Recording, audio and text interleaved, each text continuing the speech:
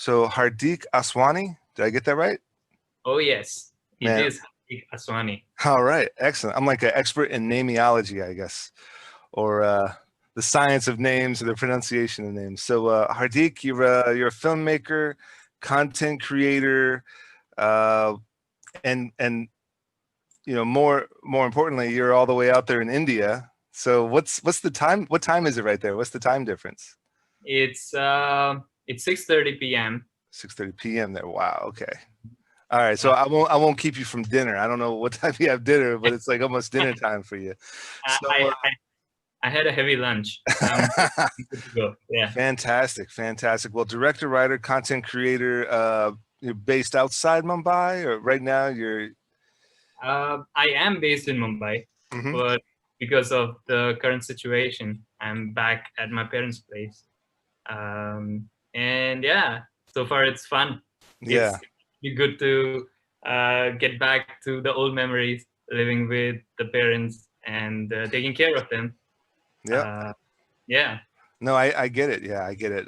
Me and the wife, the baby boy, we've pretty much been camped out and bunkered down here in our house for the most part the whole time, except for some little things here and there. But Hardik, like I said, director, writer.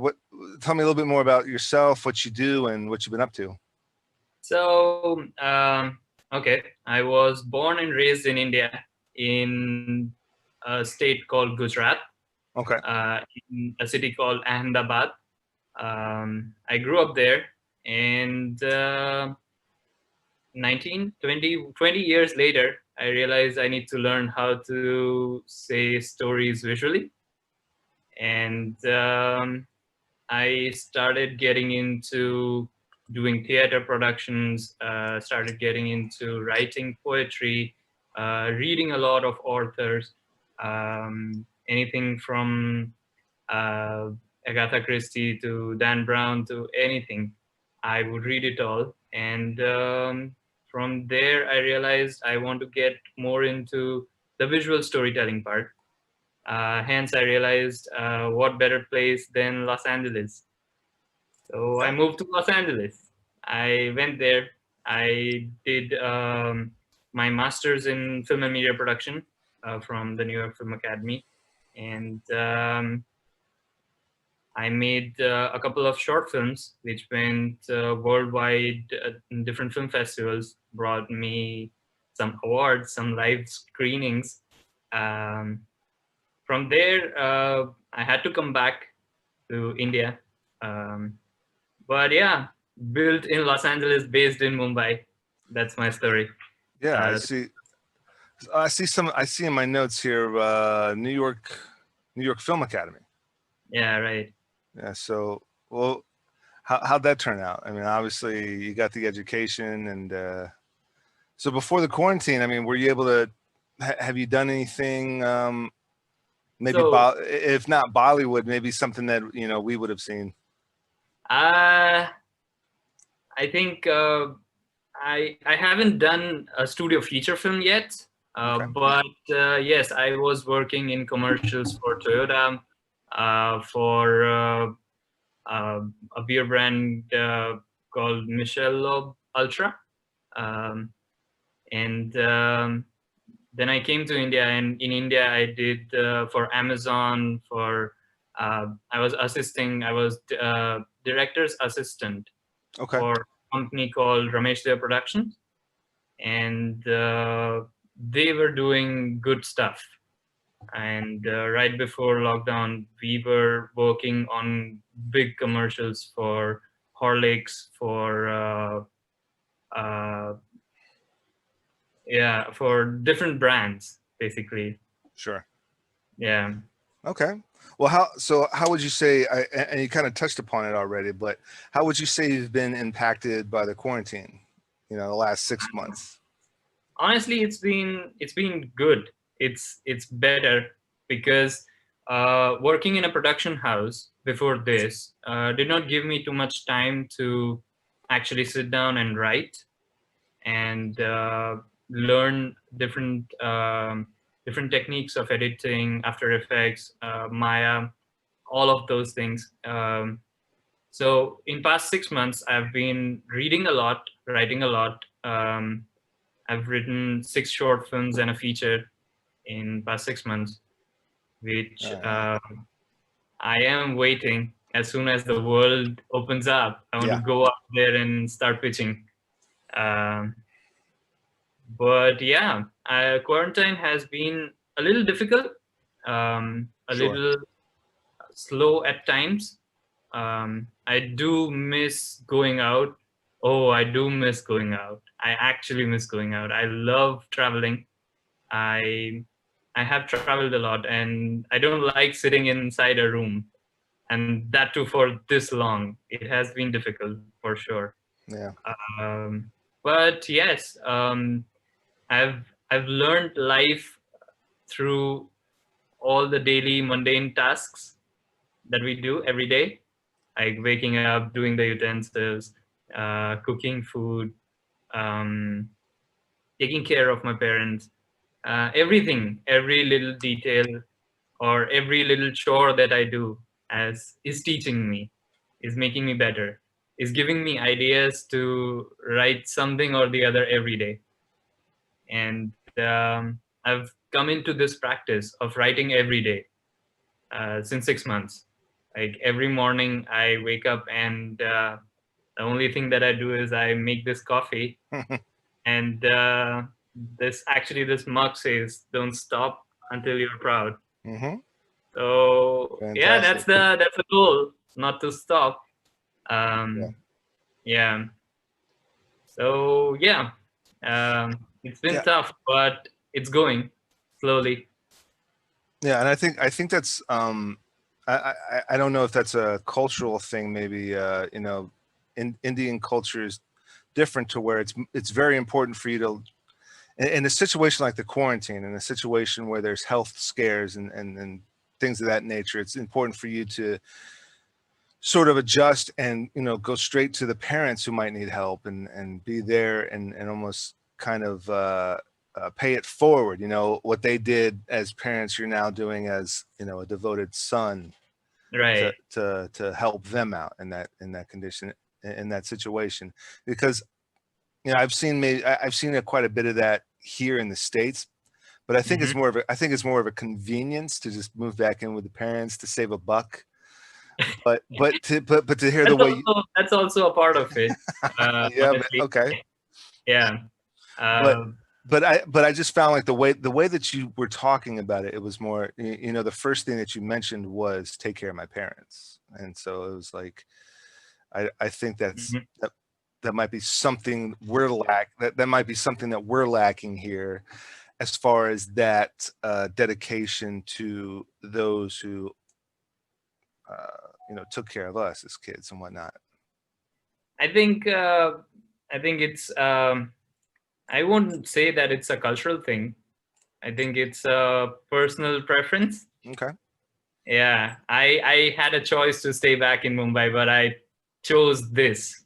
Hmm. That's my personal choice because I wanted to get out of that place for a little bit because my mind space or headspace was too much into getting into the production, running around, wanted to do stuff because Mumbai's lifestyle is very different.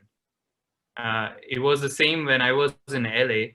The whole lifestyle was very different. It was laid back, sit, chill, relax, and talk about ideas all day. That's it. As soon as I came to Mumbai, there is no time to sit. There is no time to chill. There is no time to relax.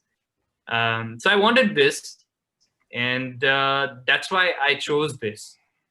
And honestly, it's been good. It has given me that space, that time to sit down, to read books, to get back into the whole zone of writing, uh, and yeah, also taking care of my parents. Sure. Yeah, of course. Of course. Yeah. Well, you mentioned, a lot of reading and a lot of writing. And you even mentioned, Agatha Christie and some, classics, English and American classics. But has there been anything you've been watching, reading, binge watching, binge reading, binge studying, absorbing, just maybe for an escape or for, you know, further education, further expansion during the last 6 months? So I have a list of films that I have to watch every year, Mm. just for the sake of refreshing it in my head, Mm-hmm. because I think those are the films that have. So every on every stage of my life, when I've watched those films, I have come to know that I am watching them differently, even though they are the same films. But me as a person, I have either grown or I have either have had different experiences in the past years. Hence, the effect of the film has completely changed. But to answer your question, I think uh, as soon as the lockdown was announced in India, Yeah. I think it was in March. Mm-hmm.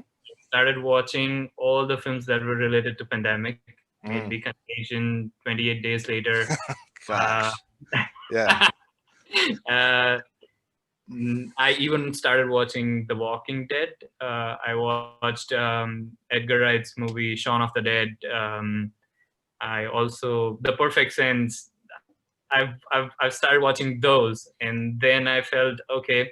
Uh, these all are very depressing after a point. Yeah. We need to watch something happy. So I started watching Mike Lee's movie, Happy Go Lucky, and then um, Secret Life of Walter Mitty, Hector and His Search for Happiness. Then Sorry I. about that. Sorry about that. Go. My I alarm wa- went off. My alarm went off, and I thought I silenced this thing, but all right. So you said Happy Go Lucky.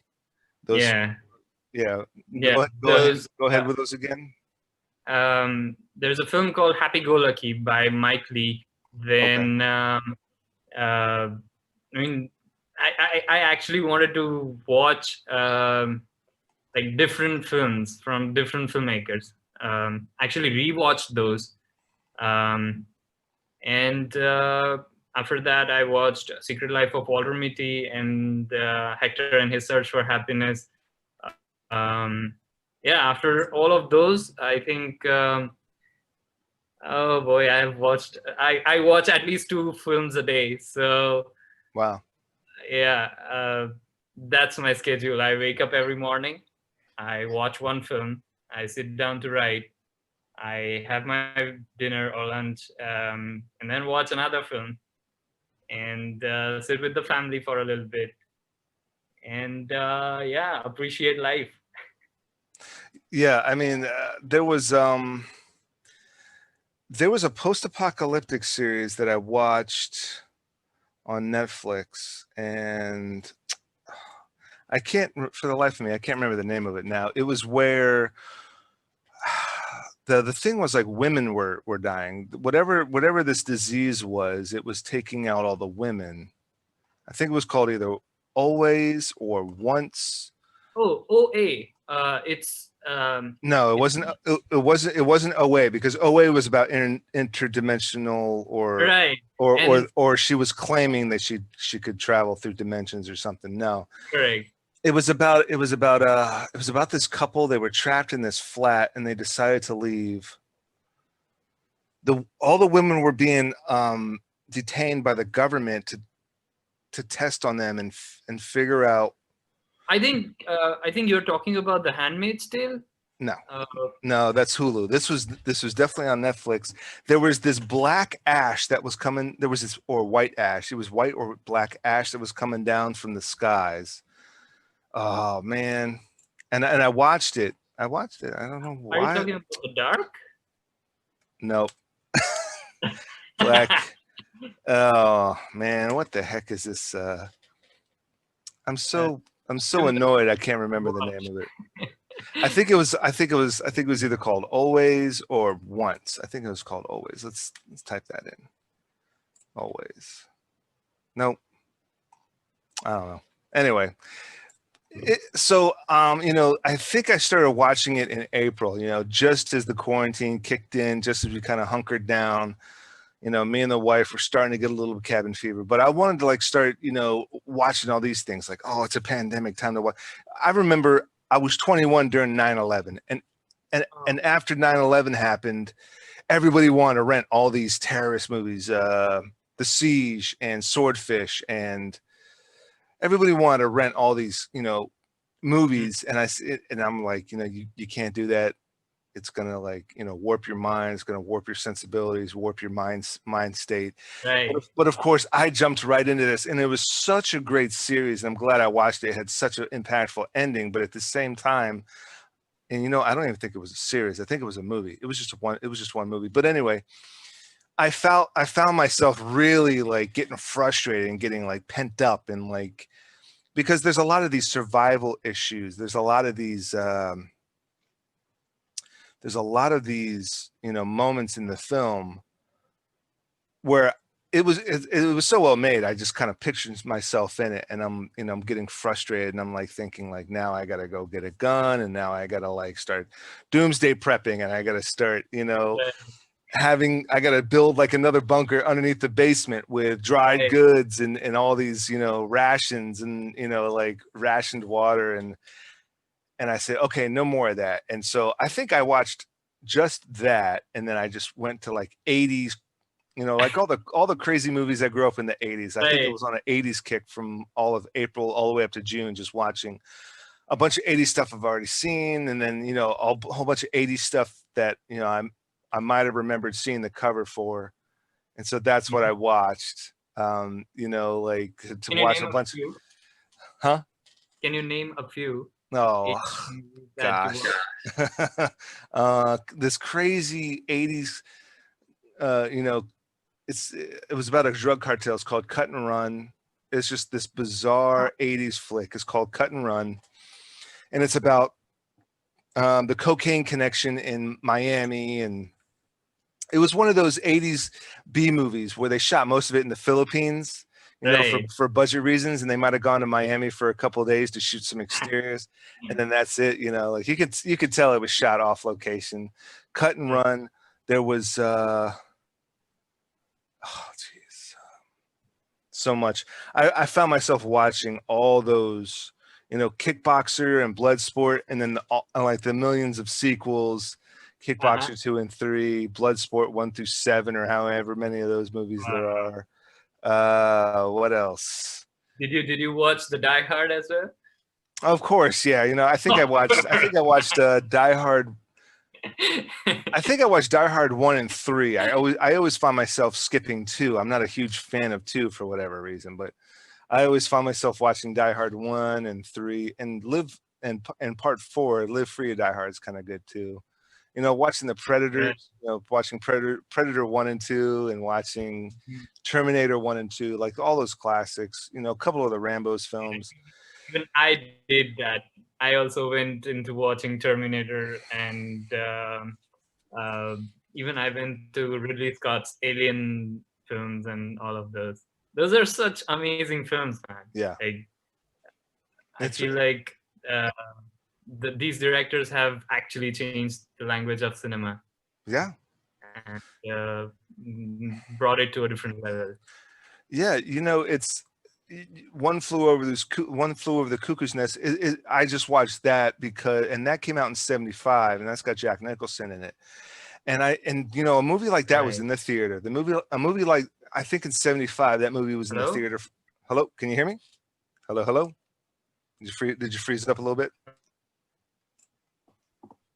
But I was saying, you know, a movie like One Flew Over the Cuckoo's Nest there was no crazy sci-fi action stuff blowing up.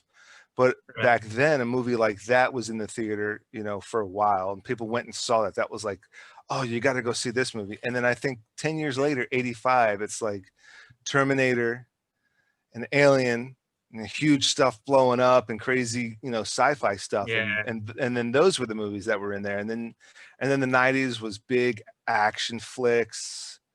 And now the language, like you said, the language of cinema, and then what's a hit. And so movies like One Flew Over the Cuckoo's Nest are now kind of expanded into maybe a series, because, you know, for them to follow up, they're actually doing a prequel series about Nurse Ratched on Netflix. Right. And and even that, it's not written and produced in the same kind of slow, steadily building, kind of a slow burn, steadily building strictly on characters kind of way. Right. It's the show Nurse Ratched almost feels to me like it's it's a American Horror Story season. I don't know if you ever watched American Horror Story. I started watching that, but I drifted it into something else, different. yeah. And yeah. But, you know, Ratched, based on Nurse Ratched, seems almost like an American Horror Story season. Oh, really? Sounds like it, looks like it, produced, you know, shot, produced like it. They really took a lot of elements from these Hitchcockian films. Mm-hmm. You know, those Gary Cooper, Jimmy, oh my God, what's his name? All of these Rear Window and Psycho and all of those. Yeah. It's very Hitchcockian produced. You know, the music and the cinematography is, yeah. I saw the trailer of it, and it is on my watch list. I think the next thing that I have to watch is Nurse Ratched. Yeah. And, you know, I think we just finished the first episode last night. You know, I think since you're only dealing with your parents, you got plenty of time to watch stuff. We've got a 7-month-old now. He's 7 months old, and it's this. Oh, nice. What's his name? Gabriel. And so the second me and the wife sit down to hit play, and I think we get about 5 minutes into it, Gabriel needs something. It's like, pause. Several hours later, we'll watch another 15 minutes and then pause, and then, you know, go handle it. So I think we're lucky enough to watch maybe one episode of something a day, maybe half a movie. So we usually stick to series, because based on the way the episodes are cut, that's what we're able to pull off. And maybe at like some magical hour of the day, I'm able to watch a movie. But really, I've been watching movies episodically. So, you know, like I re-enjoyed The Predator in like a 4 30-minute episodes version of Predator, you know, instead of the whole movie. But yeah, now's the time. I mean, you know, like hearing what you're saying, I took that opportunity basically from March to, say, July, knocked out so much editing, knocked out so much writing and prepping, and you know, finding ways of, you know, production hacks. That's kind of like my phrase for it throughout this whole podcast with my other guests, is that, you know, these production hacks that I utilized even before the quarantine. Now it's the way that things are. Now it's the way things are being done now. Is you know. And so now it's like the way I was doing it 6 months to maybe a year to a year and a half ago is the way that we're producing stuff now. It's like, hey guys, time to do season 3 or season 4 of our web series. Just same exact we were doing it before. Right. Yeah. But yeah, I mean, to hear, you know, just, you know, do you think the way the productions were happening before the lockdown, are they going to change? Well, I'm a certified COVID compliance. I'm a COVID compliance officer now. Oh. So here in the States, most productions, you know, 99 out of 100 productions have to have one on set. Right. And productions, you know, out of budgetary reasons, time constraints, you know, safety issues, all that stuff, they're kind of like half capacity on everything. So unless you're Tyler Perry or Marvel Studios or, you know, whatever the case, they're really, you know, kind of stripping down their cast and their crew to bare minimum, and they're reformatting, you know, okay, we were going to shoot this outside with, you know, 100 extras. We're going to just kind of shoot it inside with 2 or 3 people extras, and you know, multiply them in post. And they're probably pulling off a lot of that stuff too. You know, I you know, a lot of times don't even think about the green screen stuff. Like they're probably dumping more money into shooting in the whole new LED screen. Right. Kind of production studios. The Mandalorian utilized the LEDs the Oh, LED yeah, background the big screens. backgrounds where, yeah, It's all motion capture, but the actors can kind of feel like they're in the environment with these LED screens. These LED screens are run off the Unreal Engine, which is right, it started off with as gaming software, and now it's everything software really. everything. Yeah, I saw And, these in, I think it was NAB, the show that happens in Vegas. Uh, okay, it's basically where all the camera companies and all the tech companies come and show off their gadgets yeah, uh, for the filmmakers. I think I saw one of these in those places. It was a big curved LED, which was, I think was maybe 20 by 20 size, um, and there was a lady in the middle of the screen who was sitting on a bike, and the scene was, it was a desert on the LED, and there was a fan that was put in front of the lady, and she was riding the bike, and it felt like actually she's riding the motorbike through the desert. yeah, yeah. I mean, it's just the technology just keeps getting better and better.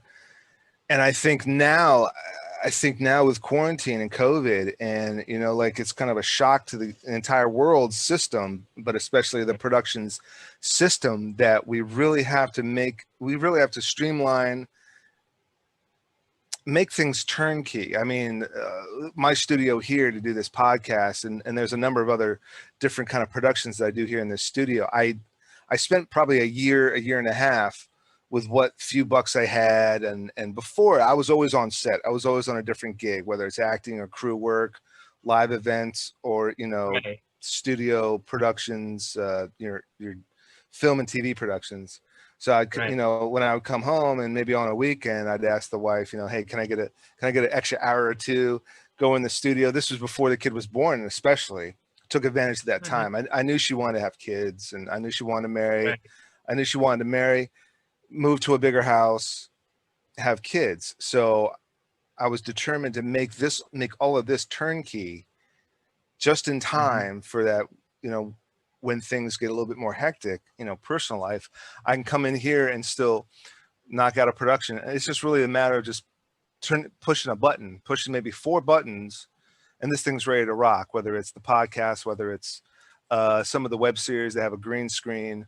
As an actor or a voiceover actor, I could do self-submit audition videos and plug them out there with a different Right. screen behind me, or with a mic. It's just a simple mic. I can do voiceover gigs, remotely from home, and that sort of thing. So I think Nice. Hollywood and Sounds good, man. You're doing better. yeah, but You're doing really good. but I think not only is it me that's pulling that off. I think big Hollywood and big TV studios, Netflix and Marvel Studios, and Disney Studios. They're working to make things turnkey, especially instead of shooting a green screen and having to take it back to post and then key out the green screen and key it and then with motion nodes and pins from motion. they're Right. they're pumping way more money up front for a huge LED warehouse studio area, and then they don't have to do much post. They put the person in front of the LED, and they have like some motion capture settings set right there day of, and then it's like obviously you're going to have to still plug in some post-production issues when it comes to that LED stuff. But yeah, I mean it's the wave of the future. It's like you're actually shooting live in a CGI created environment, Right. I guess, is the best way I can explain it. So yeah, Yeah. wave of the One thing future. I've learned through, or the thing that this lockdown has taught me is that no matter what, creativity doesn't stop. Like Right. everything else can be locked down, everything can have a bar, everything can be shut down. But if you really want to create something, it's nobody can stop you. Actually, nobody can stop you. Absolutely. Yeah. I was have you seen Lights Out? Lights out. I don't think so. Horror film. The director of that film, his name is I remember. I think his name on YouTube is Pony Smasher. Oh, okay. David F. Sandberg is the director. Oh yeah, Oh, David. Yeah, he yeah. made a short film, and then the studio picked up the short film, and now he's a big Hollywood director. Mm-hmm. But even during this time, even during this lockdown time, he's still making short films. Yeah. At home, and he's posting it out on YouTube, and he's unstoppable. Yeah. So I think that gives me more inspiration and more motivation that if he is doing it, why can't I? Yeah, I mean, even with a big hit, I mean, it's got a great rating on IMDb, and even with a big hit like Lights Out, like you said, yeah, he's still making shorts. It looks like, yeah, just like it looks like Lights Out, and then two more shorts. Looks like he's got a couple of big features in the works, but yeah, a few more shorts. Oh, so the director of Lights Out ended up directing Shazam, which is a huge DC movie. Yeah, and then so now he's got oh well, he did Lights Out, so then he got Annabelle Creation, Shazam, and then he did two shorts. So it looks like he did two. So it's like, hey, listen, I mean, for any filmmaker, storyteller, any person who wants to convey anything, I think we will figure out a way. Any storyteller will figure out a way to convey his art. May it be M.F. Hussain, Goya, Rembrandt, any painter. They did not stop. Vincent van Gogh cut off his ears, still did not stop. Still went ahead, still made paintings. Still it's out there. So, yeah. Lights Out is when they turned off the light, there was that dark figure in the room, right? And when they turned the light back on, and so that's like this phenomenal 3-minute short. I saw the 3-minute short, I think, on YouTube, and it's absolutely horrifying, absolutely horrifying. But that's it's just a brilliant camera trick. It's so simple, but so nicely done. And it's so simple. It's so simple. Which goes back to my whole idea of like these production hacks. It's like you could the actor could stand there still, flip the light switch, and he calls cut, put the person there, and then roll again. There you go. Roll it again, cut again. Yeah. Take the footage in the post, join these two. There it is. Yeah. Put some sound on it. Oh, it gives you an amazing effect. Yeah, absolutely. Absolutely. So, Hardik, what's next on the agenda for you? Say next 6 months to a year. What's the next set of goals or the next agenda? So I've been making these home quarantine advertisements. I've been where people like record the whole thing on their phone in their homes, and we take all of that footage and we edit it, we post it, basically branding. I am going to do that more. Along with that, I am producing advertisements which are being, I am producing them from here, but they are being filmed in Mumbai. So I am making pitch dockets. I am making all the production layouts, budgets, everything. I am lining up everything and managing everything, but all the production is happening back in Mumbai. So that is happening simultaneously.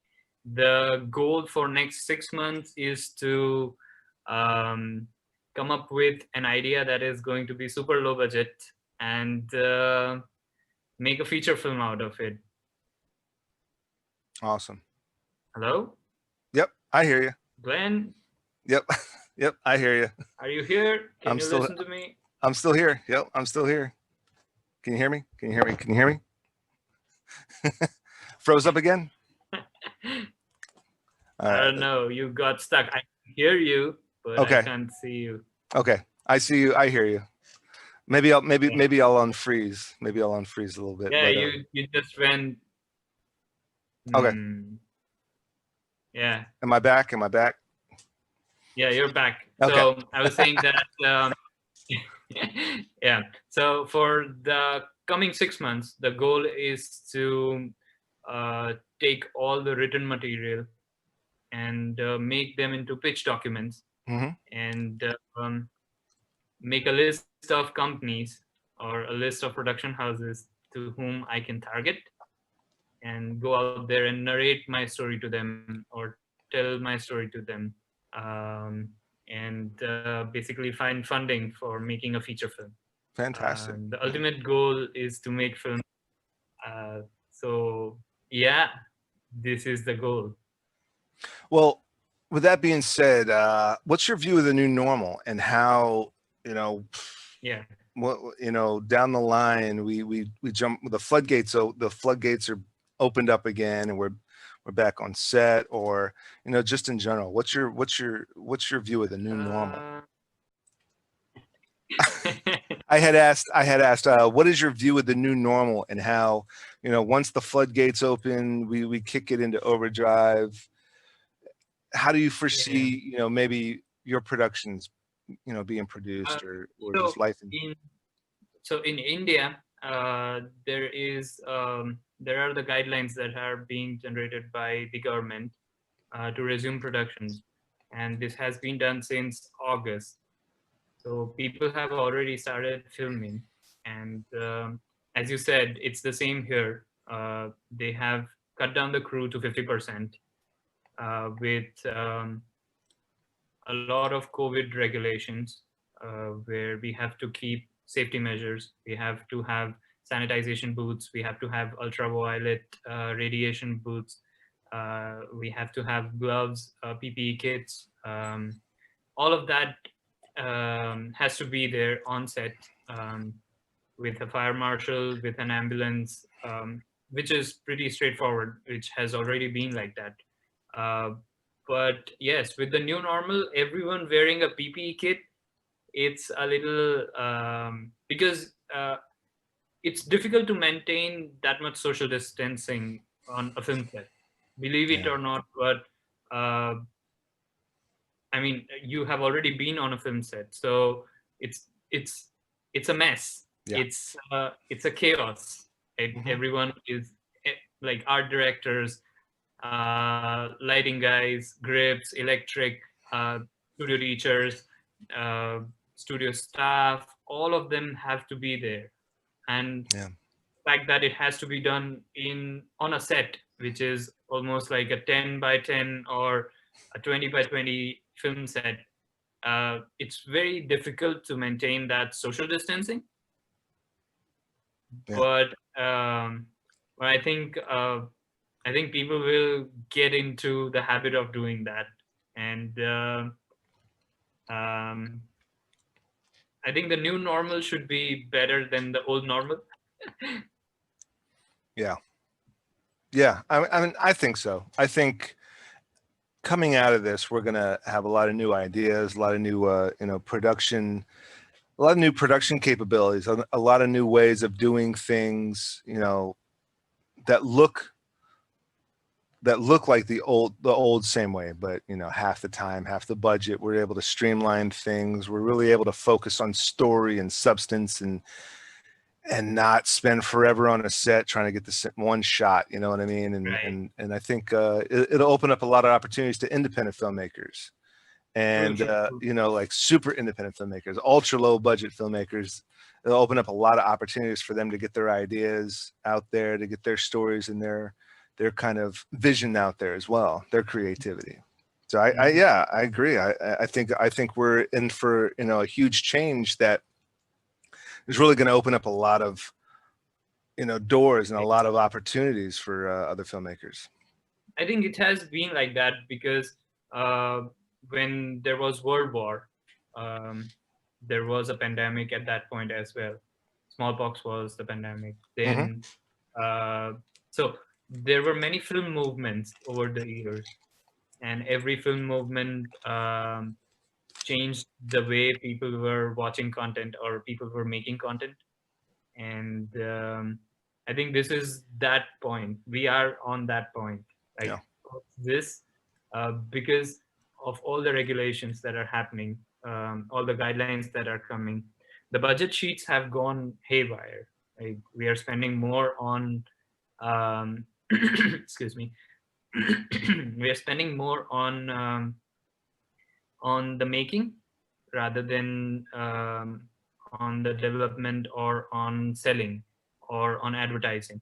Um, I think that uh, the studios or the bigger guys, the bigger sharks, will catch hold of people who can do multiple things.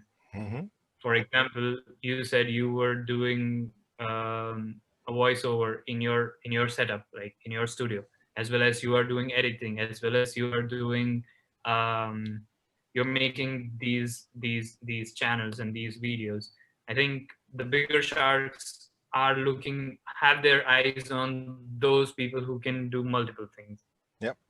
because if I can give them more, um, I can get paid better. Yeah. I think Absolutely. that is the motto of the new normal. Yeah. Definitely. I agree. Yeah. So what is there, what's what would be one last bit of advice, one one last point or a few points that you would want to make, or one last bit of advice you'd want to give to our viewers? Advice. I wouldn't say it's an advice, but it's it's a trick. It's a life hack. Um, um Whenever you are stuck in a situation like this, just go ahead and watch more films, Mm-hmm. because films live forever, and films can transport you to a different world. Um and I'm pretty sure that world is going to be uh, something that you like. If this world has some issue, Mm-hmm. other than that, this is a wonderful life. This is a wonderful world. I think uh, I have done that. Like I have shut down the room, shut down my social media, everything, and I've just went into watching films. And trust me, I've learned a lot. I've learned a lot about the narratives, about the story structures, about the psychology of humans. Not so much as the psychology of humans, but why do we behave certainly in a certain situation? Because all of that stuff intrigues me personally. Yeah. Uh, so yeah, I guess I think that's what um, I have to say about this. Yeah, absolutely. Yeah, I mean, I agree. This focusing on the psychology and really delving into the characters. Whether it's whether it's a Marvel movie or a big sci-fi fantasy. I mean, that was the big thing of the Lord of the Rings. It was the camaraderie between, the original Lord of the Rings trilogy with Frodo and Sam and Gandalf and I And forget I oh forget man, but it was the camaraderie between them, and it was what drove them. It was, of course, this ring that they have to destroy. They got to take it all the way across Middle Earth to Mordor, and there's all these crazy sci-fi fantastical tasks and creatures, but it's just the camaraderie and the teamwork. I mean, it's just like any other movie. It's the same exact structure that say there was that movie Jarhead with Jake Gyllenhaal and Jamie Foxx, and it was about the Marines. It was about the Marines in Desert Storm, and it was the same exact movie. They were walking right? across the desert.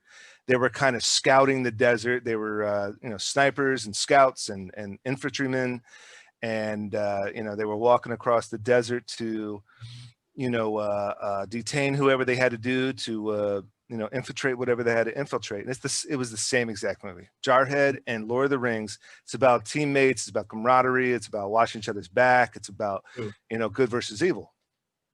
Of course, of course. You know, so really, if you start breaking, you know, if you break these, you know, projects down to the, you know, their bare essence, it's about, you know, friendship, it's about teamwork, camaraderie, that sort of deal, and then you can expand upon that, and then you can throw the icing on the cake, dragons and lions and tigers, and whether it's animation or CGI, or, you know, if it's a found footage film, or if it's, you know, like, you know, your classically produced narrative film, you know, that sort of deal. It's you got to break it down to its bare essence, and it's about, true.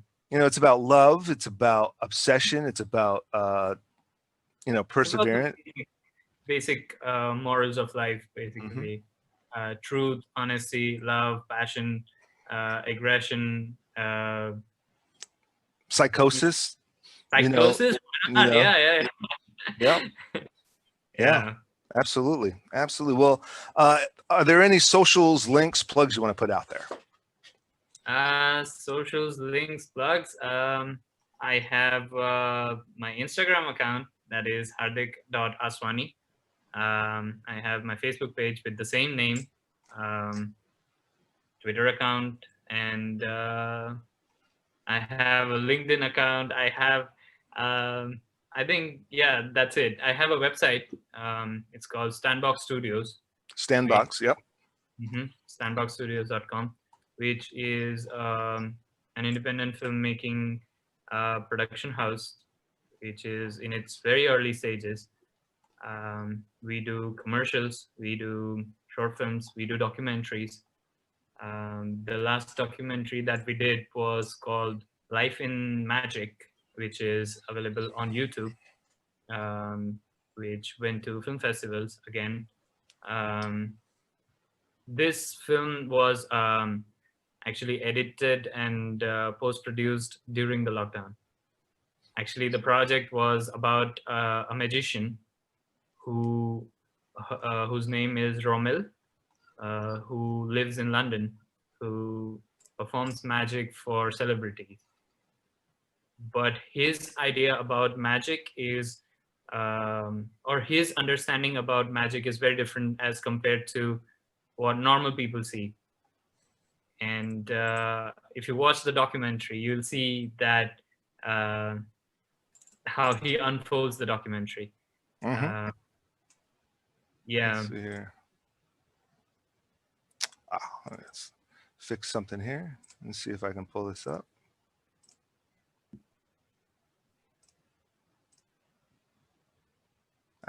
Come on. There we go. Yeah, so,